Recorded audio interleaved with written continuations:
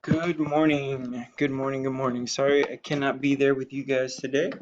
Um, but I unfortunately have a doctor's appointment that I have to go to, so I will not see you guys until Monday. No, actually, sorry, you guys are in 8 days, so I'll see you guys Tuesday. All right, so I hope you guys have a good weekend. Be safe, and let's go ahead. Let's get started on these notes here. So make sure you take these notes. You're gonna need this for your assignment that you have to do after this, which is your independent practice 1.4, I believe it is. It's multiplying and dividing integers. So we're gonna get started here. Let's get this show on the road. Let's see what's going on. So our title is multiply and divide integers. Okay, I'm kind of running out of space, so I'm gonna pause it there. Integers. That looks messy. Bear with me, guys, please. This is not my ideal way to do these notes. And on top of that, I forgot my stylus. So I forgot my stylus at school, so I'm kind of using another one that's not the best. So I'm sorry, just do your best. Okay. All right, so we want to know how to multiply and divide integers. So then our essential question is, hey, how do you do that? How do I multiply and divide integers? Okay, and as you guys finish that up there, I'll tell you guys, yeah, just I recorded a video and recorded it before I left work, before I left school today.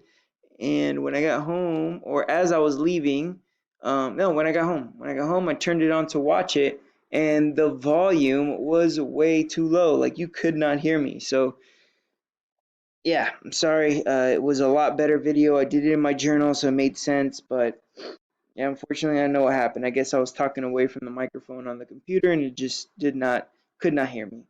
All right, so here we go. Let's talk about multiply and divide integers. Hopefully you guys are caught up. First thing I do want to mention is a keyword you're going to see, and that is the word product. And I'm sure a lot of you have heard that word before, but the word product is referring to the answer to a multiplication problem.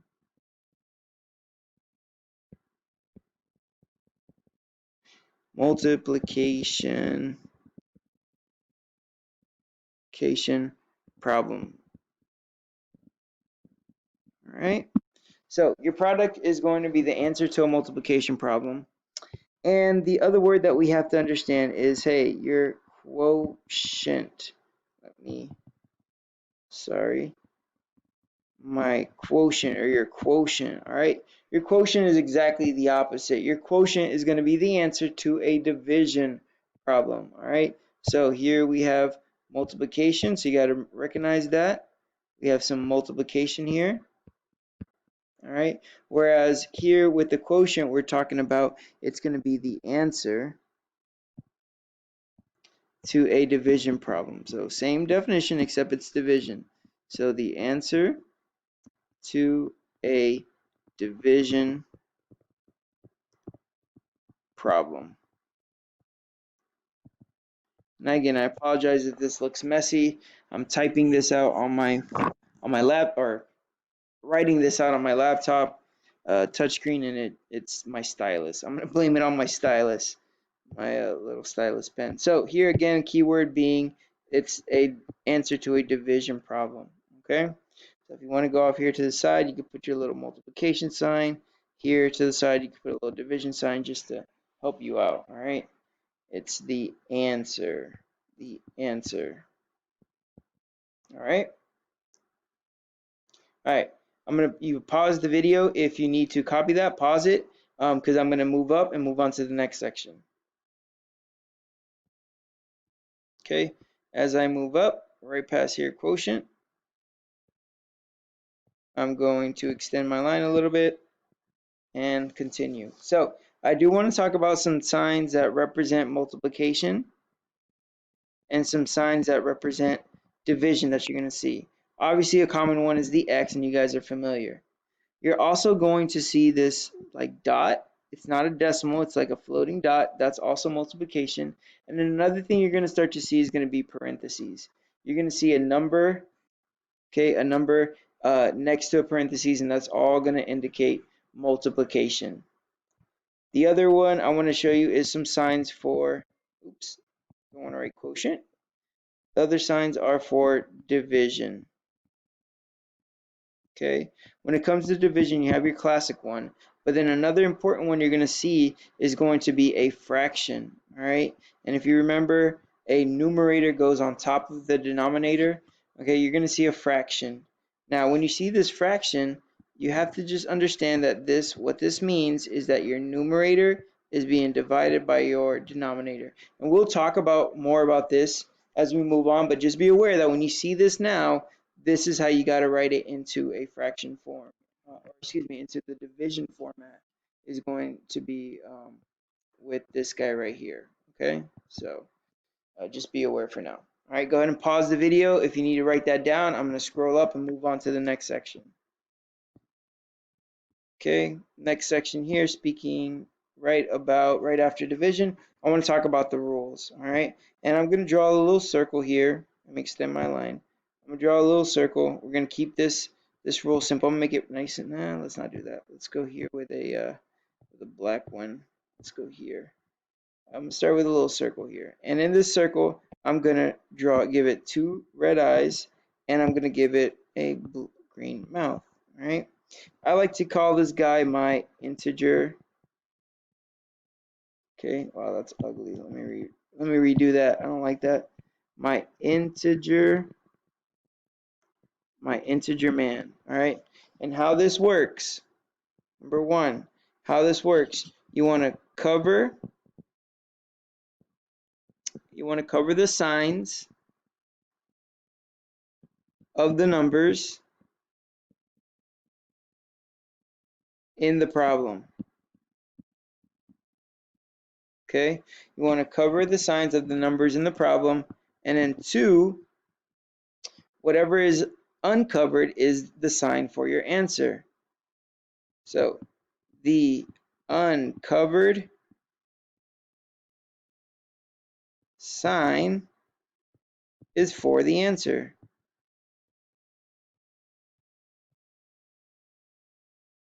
Okay, so go ahead and pause this. If you need to write that down, I'm going to move on to the next section.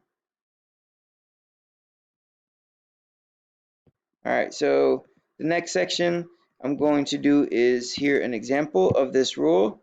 An example of what we're talking about here is if I cover up the sign. So for example, if I had -6 times 5, again, this is multiplication because of this parentheses, this right here. This is an example of multiplication.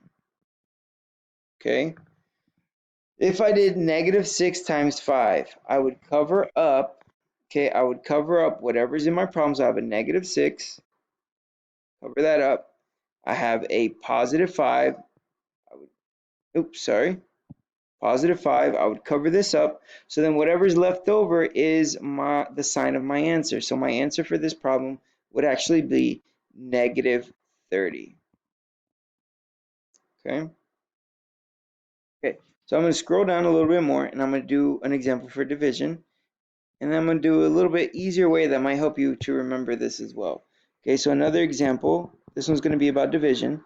So I'm going to do -40 divided by -4. You need to understand that this, remember, it's your numerator, goes on top, your denominator on the bottom. And then in order to write this as a division problem, you're going to put the numerator inside and the denominator outside. So what this means right here, what this -40 divided by -4 would really represent -40 divided by -4. Okay, that's what that means. So for your answer, I'm going to erase that. If you want to copy that down, you can. Just pause it, copy it down. Okay, but I'm going to erase this. You guys should actually leave that now that I think about it. Okay. All right, so the answer to this would actually be, because you have a negative. Okay, let me scroll real quick. Because I have a negative number, so you would cover up the negative 40. You would cover up the negative 40, and you would cover up the negative 4. So then your answer would have to be a positive answer. Okay, so scroll down. So here you would have a positive answer. So your answer for this guy right here would be a positive 10 would be the answer. Okay, positive 10. All right, go ahead and pause that, get that down. We're almost done. We got one more thing to add and we'll be finished. The last thing I want you guys to remember is if you don't like our integer man, if you don't like this guy up here, okay, and this doesn't really make much sense to you, we could come down here. I'm going to add something else for you, something that some of you might like a little better. Some of you are more just like, hey, give me the rule, and that's it. So for this one, I'm going to do a nice little pretty rainbow pen, little star. Let me make a better star. That's terrible. Is that better? Still bad. All right, that looks okay. All right, so for this guy, what we're going to do is you need to understand that if you have the same signs, okay? So if your signs are the same, if your signs are the same, which means that they are either both positive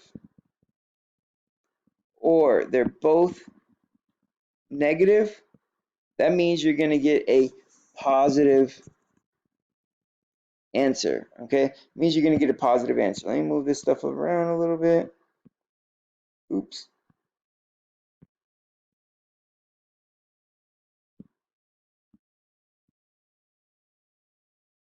Okay, as you're copying that, that means you're just going to get a positive answer. Okay, so if you have the same signs, it's positive. Same signs is positive. Whereas if you have the different signs, well, guess what? I think you guys are smart enough. Let's put it together. If you have different signs, say it out loud so everybody can hear you in the class or in your house. Okay, if you have different signs, all right, which means you have one positive and one negative, then you're obviously going to get a negative answer. Okay, you're going to get a negative answer. So, quick recap. If you want to finish copying that down before I finish up, go ahead and pause it. Those of you have that down, quick recap of the notes. Okay, multiply and divide integers. Know what the product, what the quotient is. Know a couple of ways you're going to see the multiplication and division. Okay, that's going to be important there. You're going to see some of this fraction. You're going to see some of those parentheses coming up in your assignment. So you got to know what they mean. Okay, if you like the integer man, feel free to use them. Cover up the signs of the numbers that are in your problem, and then whatever's uncovered, that's going to be the sign for your answer. If you don't like that, then go ahead and you just follow the rules. There's two simple rules. If you're multiplying or dividing numbers that have the same signs, then you get a positive number. If you're multiplying or dividing numbers that have different signs, so you have one that's positive and one that's negative, then you get a negative answer. Okay, pretty simple. This should be a lot easier for you than adding and subtracting. I know you guys can do it. Go ahead and go work on independent practice 1.4, multiply and divide integers. I will see you guys on Tuesday. Have a great weekend. Be safe.